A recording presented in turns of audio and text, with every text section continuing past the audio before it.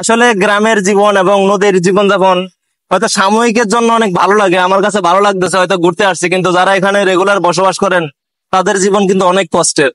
এটার জন্য জন্য এখানে আসছি। আমরা যত জায়গা দেবো সেনাবাহিনীর খবর থেকে আমরা আজকে পদধান থেকে আসছি। আইফোন তার গুগল সেন্টার। জি স্যার, এলাকাটা সি ভবন নঙ্গে।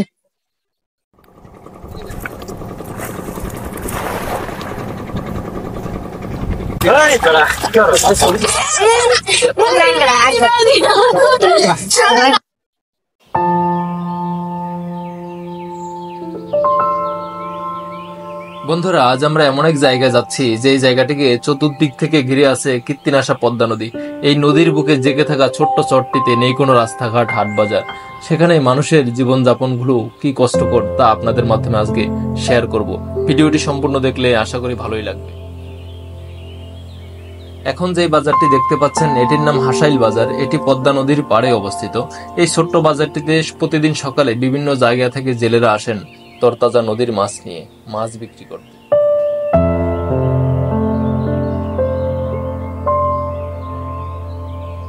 বন্ধুরা, নদীর ওই পারের দিকে তাকালে যেই সবুজ বনাঞ্চল দেখতে পাচ্ছেন, আজ আমরা সেখানেই যাব। আমরা যেই নৌকাটিতে যাব সেটি মোটামুটি প্রস্তুত। আমরা এখন নৌকাতে উঠব। নৌকাগুলোতে উঠার সময় আমাদের কাছ থেকে ভাড়া নিয়ে নিল জনপ্রতি 30 টাকা। আসার সময় ভাড়া লাগবো না? না না, আসার সময় কোনো ভাড়া নেই, মানে আমার 30 টাকা যাওয়া আসা। আরে বাবা, তো ভালোই। 8টা পর্যন্ত আসে করতে যা, 8টা আসতে যাবে।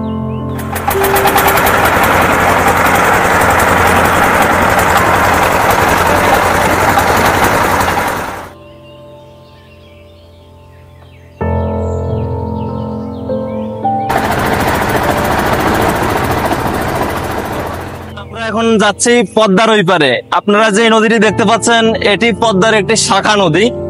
এই নদীটি হচ্ছে মুন্সিগঞ্জ জেলার টঙ্গিবাড়ি উপজেলার। এই নদীর দুই পাশেই দুইটি চর আছে, আর আমরা যাচ্ছি অপর পাশে আরেকটি চরে। আপনার পিছনে যেটি দেখতে পাচ্ছেন এটি হচ্ছে টঙ্গিবাড়ি উপজেলা, আর এর পিছনে যেগুলা এই যে আপনারা যেই দূরে যেটি দেখতে পাচ্ছেন, আমি ঠিক মতো দেখাতে পাচ্ছি কিনা, এটার নাম হচ্ছে জোয়ার চর। জোয়ার চর না ভাই? নগর জোয়ার চর। আমরা এখন সেখানে যাব, এবং চরে অনেক জেলেরা বাস করেন, যে জেলেরা কষ্ট করে মাছ ধরে এই পদ্মাতে রূপালী ইলিশ, চিংড়ি, যে তরতাজা মাছগুলা ধরে বিক্রি করে বাজারে নিয়ে আসেন। হয়তো আমরা বাসায় বসে এই মাছগুলা খেয়ে থাকি।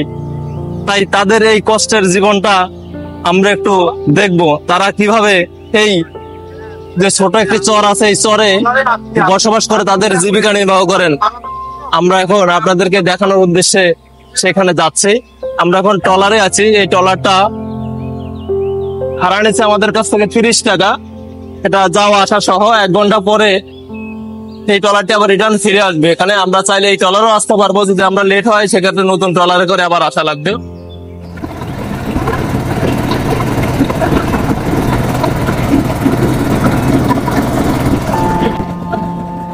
নদীর পাড়ের মানুষগুলো যে কতটা সাহসী হয় তা ওদেরকে দেখেই বোঝা যাচ্ছে। যেতে যেতে ছোট ছোট অনেকগুলো চর দেখতে পেলাম আমরা।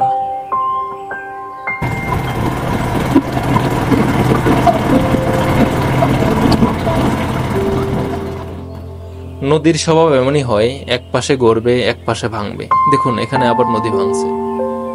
যারা মাছ টাছ ধরে বাড়ি করে না আসে না নাকি? এই নদীর পাড়ে বাড়ি করা আছে। ওই যে মাছ ওনারা ওই যে ট্রলারে কাজ করতেছে ওদের পাবে। আর তার গরুর পাল হচ্ছে একটু দূরে। হ্যাঁ, দূরে।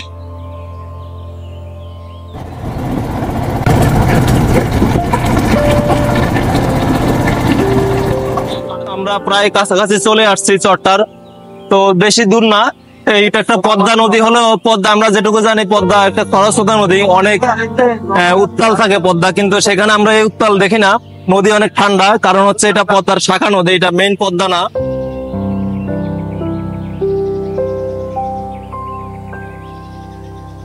এখানে একটি ঘাট আছে, মোটামুটি এখানে কেউ কেউ নেমে যাবেন। এটা একটি ঘাট, চরের ঘাট।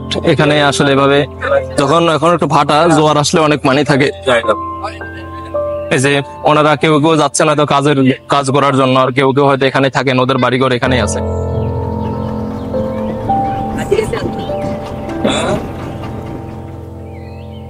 আসলে গ্রামের জীবন এবং নদীর জীবনযাপন হয়তো সাময়িকের জন্য অনেক ভালো লাগে, আমার কাছে ভালো লাগতেছে, হয়তো ঘুরতে আসছি, কিন্তু যারা এখানে রেগুলার বসবাস করেন তাদের জীবন কিন্তু অনেক কষ্টের। কারণ এখানে অনেক রোদ্রের তাপ, বাতাস আছে কিন্তু রাস্তাঘাট নেই, বাজার নেই, এখানেই তাদের জীবন যাপন করে থাকেন। তো এখানে আমাদের হয়তো আমরা যখন ঘুরতে আসি আমাদের কাছে অনেক ভালো লাগে, মনে হয় যে কি সুন্দর জীবন, প্রাকৃতিক পরিবেশ, নদী, বাতাস সব মিলিয়ে একাকার। কিন্তু যারা দৈনন্দিন এখানে বসবাস করে তাদের জীবন কিন্তু অনেক কষ্টের। সেই জীবনটা আপনাদের কাছে আজকে শেয়ার করব এই ভিডিওর মাধ্যমে, এই গ্রামের কষ্টের মানুষগুলোর জীবন। আমরা যেখানে এসি বাসে চলাচল করি আর সেখানে তারা এই ট্রলারে করেই তাদের বাড়ির যাতায়াত করে থাকেন, বাসার যাতায়াত করে থাকেন। একটা ভাবুন, অনেক রাতে আপনার একটা প্রয়োজন হলো, বিশেষ বিপদ হলো, কিন্তু আপনি চাইলেই যেতে পারবেন না, এই ট্রলারের অপেক্ষায় থাকা লাগবে। এই ট্রলারে করে আপনার এই নদী পার হয়ে তারপর অপর পাশে গিয়ে আপনার হয়তো প্রয়োজন মেটানো লাগবে। এটাই হচ্ছে গ্রামের মানুষের কষ্টের জীবন।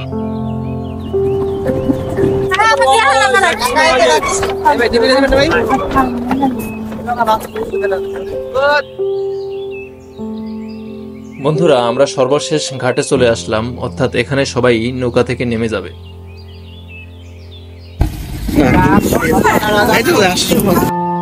নৌকা থেকে নেমে আমরা যেটা দেখতে পেলাম, এখানে কিন্তু কোনো সিএনজি অটো বা কোনো যানবাহন নেই, এখানে একমাত্র কয়েকটা বাইক আছে। এই বাইকগুলো দিয়েই সবাই যাতায়াত করে থাকে।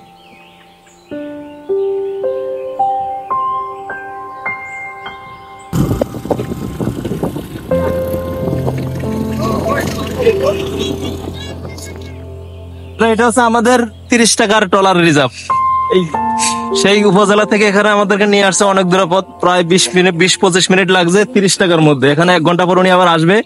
আমরা যদি এই ট্রলারে যেতে পারি সেক্ষেত্রে 30 টাকার মধ্যে যেতে হবে, আর যদি আলাদা ট্রলারে যেতে হয় সেক্ষেত্রে নতুন করে আবার ভাড়া দিতে হবে। তো আমরা দেখি কি কি আছে, ঘুরতে ঘুরতে যদি আপনাদের আরো বেশি কিছু দেখাতে পারি সেক্ষেত্রে আমরা লাগলে আবার ভাড়া দেবো, সমস্যা নেই।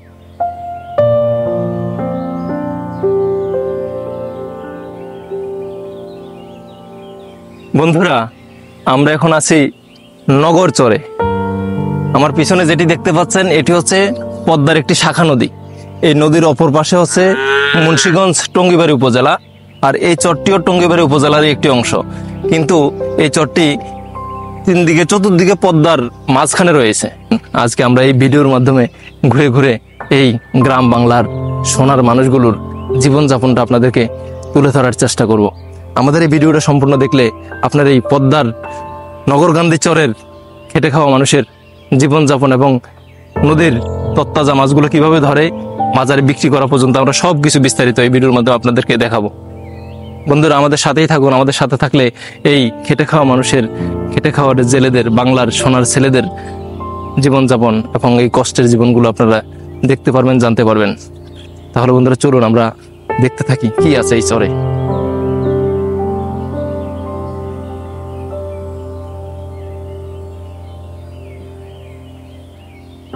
বন্ধুরা, আমরা ট্রলার থেকে একটু দূর আসার পরেই এখানে চরের মধ্যে দেখলাম যে সুন্দর ইটের রাস্তা করা আছে এবং সবচেয়ে ভালো লাগছে এখানে একটি টিনের ঘর করা আছে।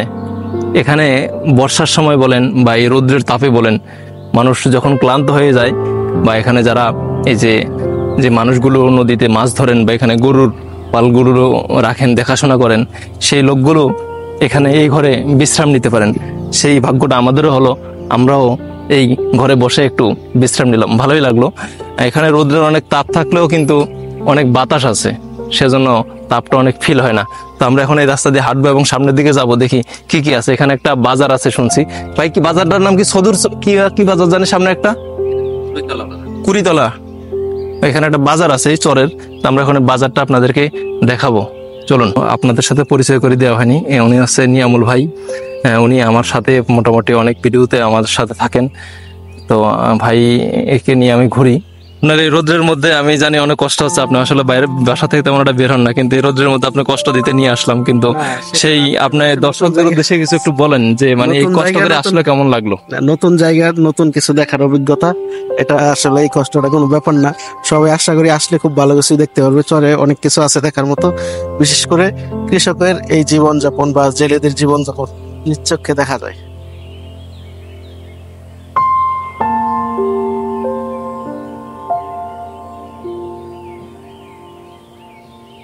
বন্ধুরা এখানে কিছু জাল দেখতে পাচ্ছি, বাইরে মাছ ধরেন। ভাই এটা কি জাল? এটা কি মাছ ধরে এটা দিয়া?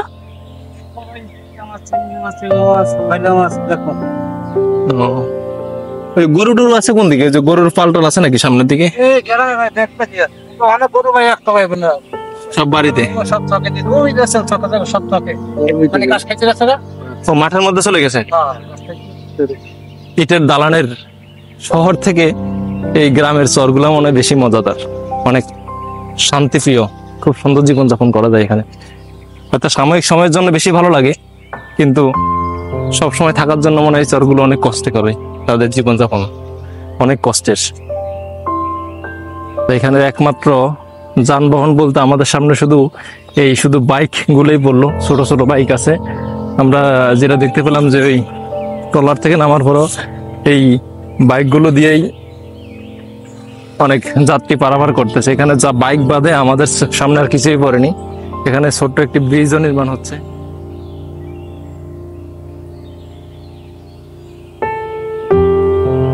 এখানে মোটামুটি ফসল উৎপাদন হয়। এই যে এখানে ভুট্টা ক্ষেত, এই যেগুলো ভুট্টা, এই যে খুব সুন্দরভাবে ভুট্টাগুলো চাষ করা হচ্ছে। দূরে দেখতে পাচ্ছি যে কিছু কিছু মানুষ হয়তো ধান মারাই করছে। আমরা একটু যদি জুম করে আপনাদেরকে দেখাই, এই যে দেখুন কিভাবে ধান মারাই করছে। আজ এখানে এসে আমার মনে হলো আমি কোনো ছবির শহরে চলে আসলাম। এখানকার পরিবেশটা ছবির মতোই সুন্দর।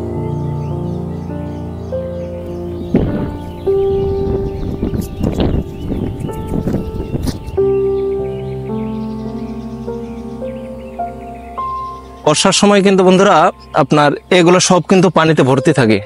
এখন যেগুলো আপনার শস্য ক্ষেত দেখতে পাচ্ছেন বা মাঠ দেখতে পাচ্ছি আমরা, এগুলা কিন্তু সব পানিতে ভর্তি থাকে। হয়তো এই রাস্তাটা এই মানে পানির উপরে থাকে, এগুলো সব কিন্তু নদীতে ডুবে থাকে।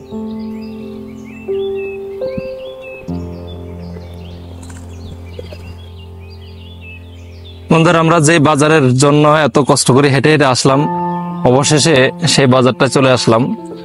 এটি হচ্ছে সেই বাজার, এই যে চরের বাজার বলে কথা। এখানে আসলে অত বেশি কিছু নাই, ছোট ছোট অনেক মোটামুটি অল্প কিছু দোকান আছে।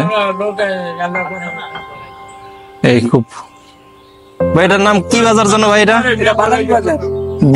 বানারি। ওই আরেক আঙ্কেল বললো, আরেকটা নাম বললো কি জানা, বিদগাঁও বাজার। খুব ছোট্ট একটি বাজার, এটা চরের মধ্যে বাজার বলে কথা। আসলে এখানে তো অত বেশি কিছু নেই, এই যে ছোট ছোট কয়েকটা দোকান।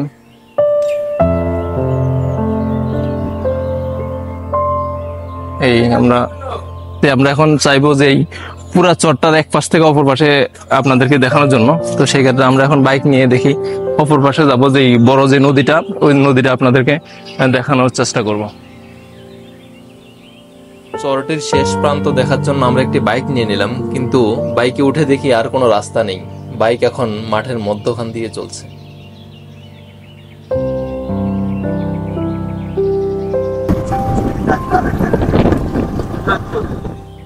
বন্ধুরা এই যে ঘরগুলো দেখতে পাচ্ছি, এগুলো আমি এই আমাদের যে ড্রাইভার ভাই বাইকে যে চালাচ্ছেন তিনি বললেন যে পথের অপর পাশে যে নদী ভাঙনের ফলে যাদের বাড়িঘর নষ্ট হয়েছে, তারা এসে আবার এই চরে বাসা মানে ঘর বাঁধছেন। এটা সরকারি জমি, খাস জমি, যেহেতু পদ্মার চরের জমি, সেক্ষেত্রে এখানে জমি কেনার প্রয়োজন হয় না। এখানে এসে যে যার মতো ঘর বাড়ি বানিয়ে থাকতেছেন। ওই যে একটা গান আছে না, যে নদীর একুল ভাঙে অকুল করে, বাস্তব রূপ কিন্তু বন্ধু এটা। দেখুন আমাদের সামনে দেখতে পাচ্ছি নদীর এক পাশে ভাঙছে, ওরা এসে আরেক পাশে ঘর বেঁধে থাকতেছেন।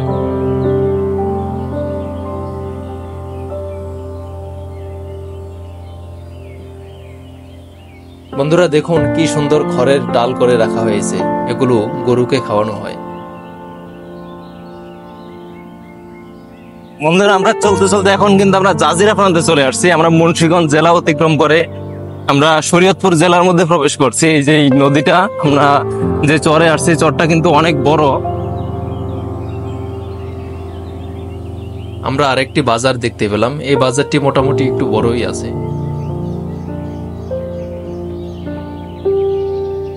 আমরা চলে আসছি জাজিরা প্রান্তে। এটা পদ্মা, এটা হচ্ছে মেইন পদ্মা নদী। আমরা যে নদীটা পার হয়েছিলাম সেটা ছিল এই নদীটার শাখা নদী, আর এখন যে নদীটা আসছে এটা হচ্ছে মেইন পদ্মা নদী। আমাদের পদ্মা ব্রিজ কিন্তু এই নদীর উপরে নির্মিত।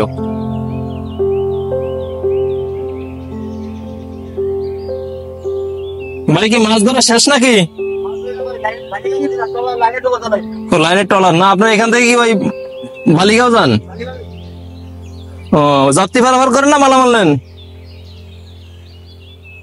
আচ্ছা আচ্ছা। এই জায়গাটা কি মানে আপনার মুন্সিগঞ্জের মধ্যে না ইয়ার মধ্যে, শরীয়তপুরের মধ্যে? আর এটা হচ্ছে মেইন পদ্মা। পদ্মা ব্রিজ তো এই নদীর উপরে নাকি?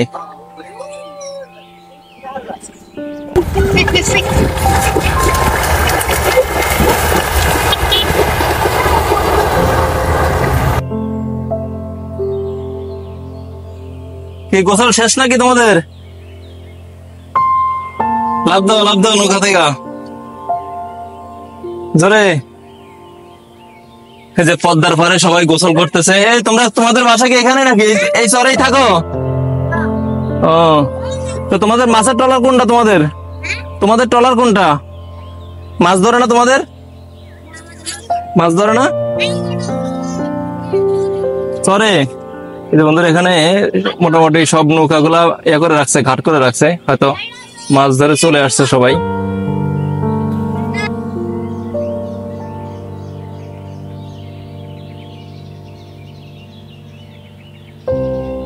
ভাই মাছ টাছ উঠছে? বাজে না? কি মাছ পাইলেন? ও তো ভালোই তো। ট্যাংরা না?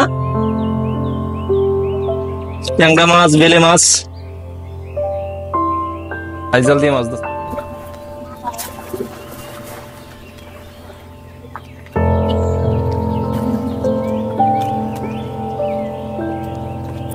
মাছ নাই না?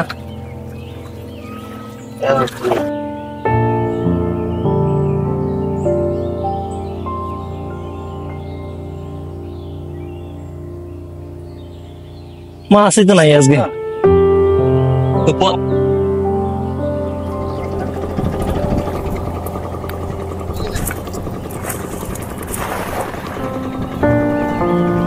মাছ ধরতে যাচ্ছেন?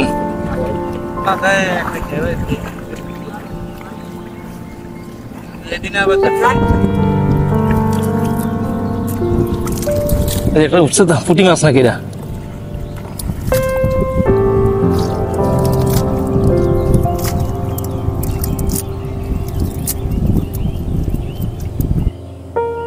আপনার ট্রলার নাই? নৌকা দিয়ে মাছ ধরতে চান না আপনারা? আছে টলার, আজকে গেছি। পাইছিলেন? না আমি যাই না কয়েকদিন থেকে, এরা যায়। তাহলে বললেন ভাই এটা দোহার, এটার ভিতরে দুইটা পার্ট না? উপর একটা ভিতরে একটা মনে হয় নাকি? ওর বাবা তো বিশাল টেকনিক এটার ভিতরে। ভিন্ন ধর্মী একটি জাল। এটা হচ্ছে অনেক লম্বা, আরো লম্বা হয় না ভাই এটা? 50 থেকে 52 হাত লম্বা এই মাছ, এই জালটা। এটা হচ্ছে মানে নদীর মাঝে দেন না নদীর মানে কিনারে দিয়ে দেন? এটা নদীর কিনারে দিলে যে মাছগুলো এটার ভিতরে ঢুকবো আর বের হওয়ার কোনো পথ নাই। ঢুকে কোন সাইড দিয়ে? ওই সামনে দাম মানে এক পাশ দিয়ে ঢুকে এদিক দিয়ে চলে যেতে পারবো? এই আন্দা বাইক লাস্টে এখানে জমা হয়। ও, এই যে ওনার নৌকা, এটা জালটা ঠিক করে পরে নৌকা দিয়ে আবার যাবে। এই যে সামনে কেউ মাছ ধরতেছে, আমরা এটা দেখবো।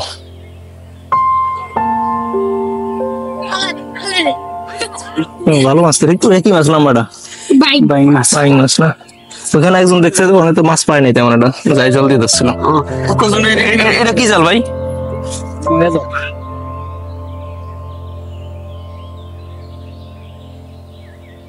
এই জালটি 2 থেকে 3 জনে মিলে নদীর মাঝখান দিয়ে টানতে হয়। এটি বেশ কষ্টসাধ্য। আমরা এখন দেখব কি মাছ পাওয়া যাচ্ছে। যে জাল টেনে অপর প্রান্তে চলে আসলেন, এখানে দেখি কি মাছ আছে। একটা ইলিশ, আই মাছ, দেখি কি মাছ আসে এবার। বালি আছে অনেক, না কিছু মাছ আছে মনে হইতেছে।